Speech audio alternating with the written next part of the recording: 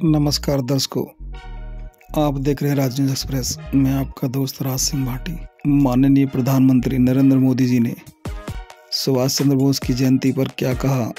जो आज़ादी के टाइम पे हो जाना चाहिए था वो नहीं हुआ। वीर सावरकर का भी नाम लेते हुए विपक्ष को घेरने का कोशिश किया। आप खुद सुनिए प्रधानमंत्री नरेंद्र मोदी जी ने क्या कहा। वीर जवानों के परिवारों के सदस्यगण, अन्य महानुभाव, देवी और सज्जनों, आज नेताजी सुभाष की जन्म जयंती है। देश पराक्रम दिवस के रूप में इस प्रेरणा दिवस को मनाता है। सभी देशवासियों को पराक्रम दिवस की अनेक अनेक शुभकामनाएं। आज पराक्रम दिवस पर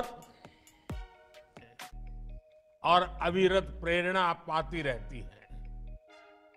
आज अंडमान निकोबार के 21 द्वीपों का नामकरण हुआ है।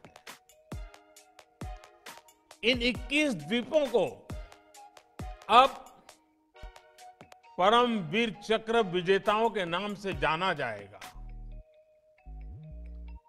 जिस द्वीप पर नेताजी सुभाष चंद्र बोस रहे थे, अंडमान में जिस जगह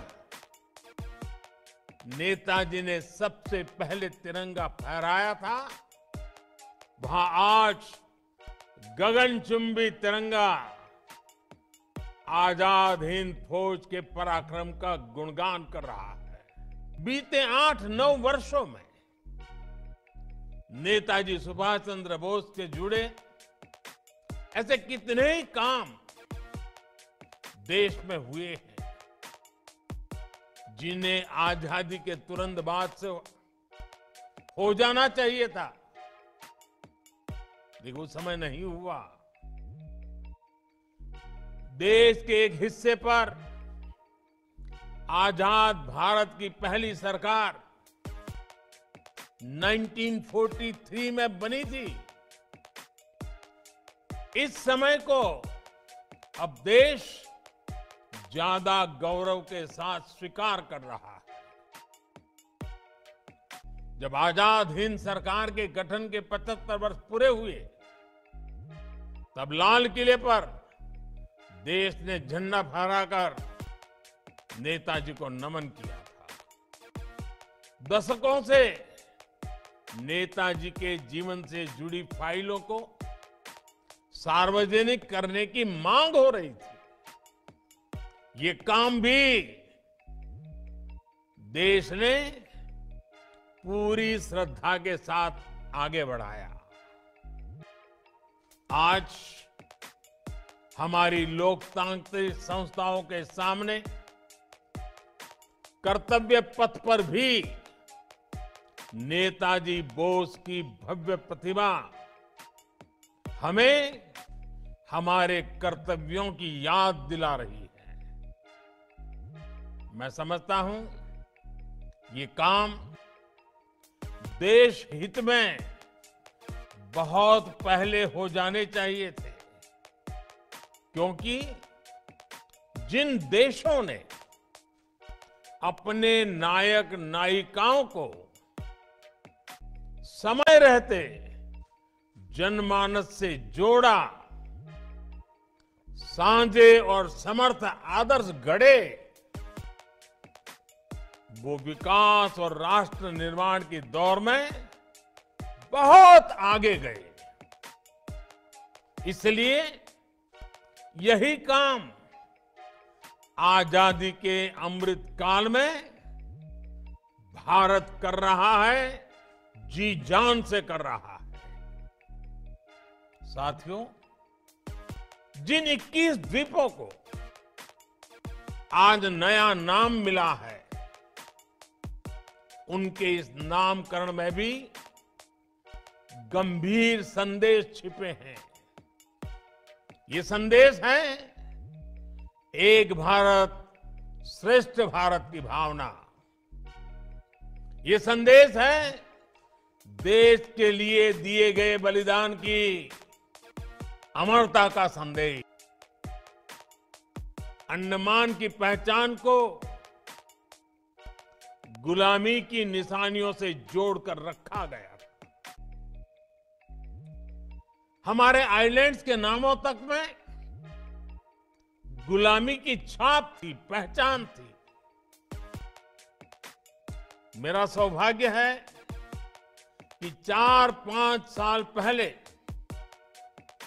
जब मैं पोर्ट ब्लेयर गया था तो वहां मुझे 3 मुख्य आइलैंड्स को भारतीय नाम देने का अवसर मिला था।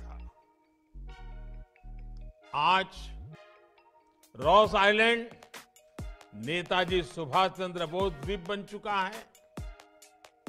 हैवलॉक और नील आइलैंड स्वराज और शहीद आइलैंड्स बन चुके हैं।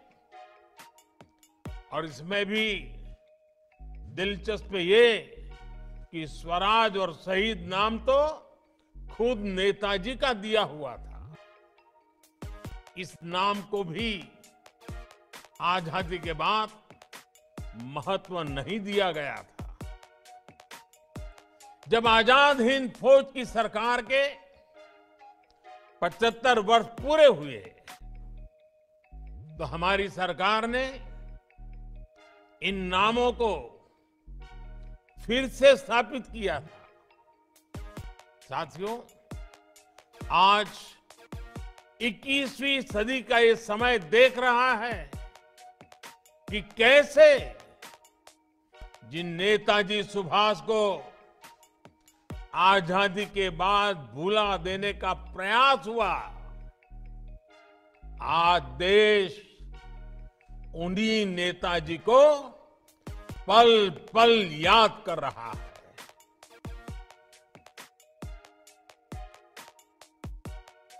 पूरे देश में और देश के कोने कोने से जब लोग यहां आते हैं तो समंदर किनारे लहराते तिरंगों को देखकर उनके दिलों में देशभक्ति का रोमांच भर जाता है।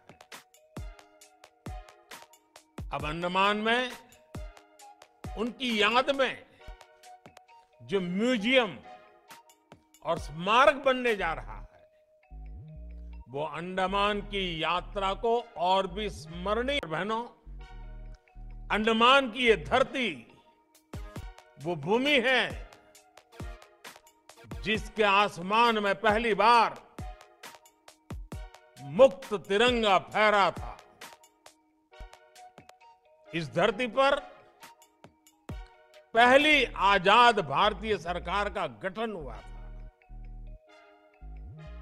इस सब के साथ अंडमान की इसी धरती पर वीर सावरकर और उनके जैसे अनगिनत वीरों ने देश के लिए तप, तितिक्षा और बलिदानों की पराकाष्ठा को छुआ था। सेल्युलर जेल की कोठरियां, उस दीवार पे जड़ी हुई हर चीज आज भी अप्रतिम पीड़ा के साथ साथ उस अभूतपूर्व जज्बे के स्वर वहां पहुंचने वाले हर किसी के कान में पड़ते हैं, सुनाई पड़ते हैं। लेकिन दुर्भाग्य से स्वतंत्रता संग्राम की उन स्मृतियों की जगह अंडमान की पहचान को गुलामी की निशानियों से जोड़कर रखा गया था। हमारे आइलैंड्स के नामों तक में गुलामी की छाप थी, पहचान थी। मेरा सौभाग्य है कि 4-5 साल पहले जब मैं पोर्ट ब्लेयर गया था तो वहां मुझे 3 मुख्य आइलैंड्स को भारतीय नाम देने का अवसर मिला था। आज रॉस आइलैंड नेताजी सुभाष चंद्र बोस द्वीप बन चुका है। हैवलॉक और नील आइलैंड स्वराज और शहीद आइलैंड बन चुके हैं और इसमें भी दिल